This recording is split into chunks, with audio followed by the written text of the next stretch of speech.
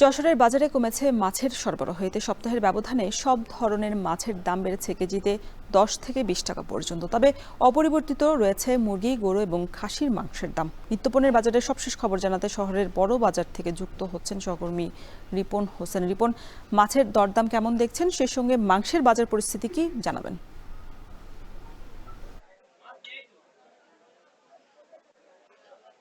আমরা দেখেছি যে সপ্তাহের ব্যবধানে যে মাছের দাম সেটি 10 থেকে 20 টাকা কেজিতে বেড়েছে। তবে যে অপরিবর্তিত রয়েছে মাংসের বাজার।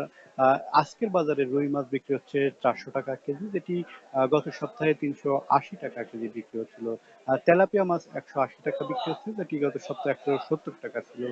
শিং মাছ 350 টাকা থেকে 400 টাকা বিক্রি হচ্ছে, যেটি চাষের মাছ, সেটি গত সপ্তাহে আমরা দেখছি যে 380 টাকা পর্যন্ত বিক্রি হচ্ছে। এবং ইলিশ মাছ বিক্রি হচ্ছে 700 থেকে 800 টাকা থেকে 2500 টাকা কেজি প্রকার ভেদে আর কি।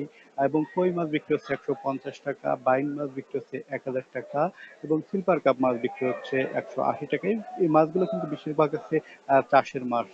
আমরা বাজার ঘুরে দেখেছি যে মাছের সরবরাহ কিছুটা কম রয়েছে। তবে যারা ব্যবসায়ী রয়েছেন তারা বলছেন যে এই আহ, সময় বৃষ্টি বেশি হওয়ার কারণে অনেকে ক্ষেত থেকে মাছ ধরতে সমস্যা হচ্ছে।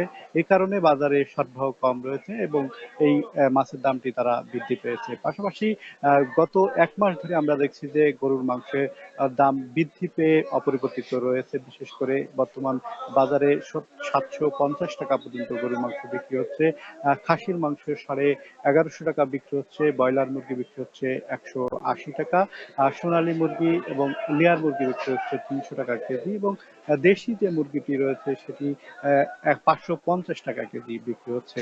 যদিও বাজারে সরবরাহ সমান রয়েছে, বেশি রয়েছে বলছেন যারা ব্যবসায়ী। তবে যারা ভোক্তা রয়েছে, যারা ক্রেতা রয়েছেন, তারা কিন্তু নিয়মিত বলে থাকেন যে বাজার মনিটরিং ব্যবস্থা জোরদার না করার কারণে সবকিছুর দাম বৃদ্ধি পায়, বিশেষ করে মাছের দাম বৃদ্ধি পেয়েছে।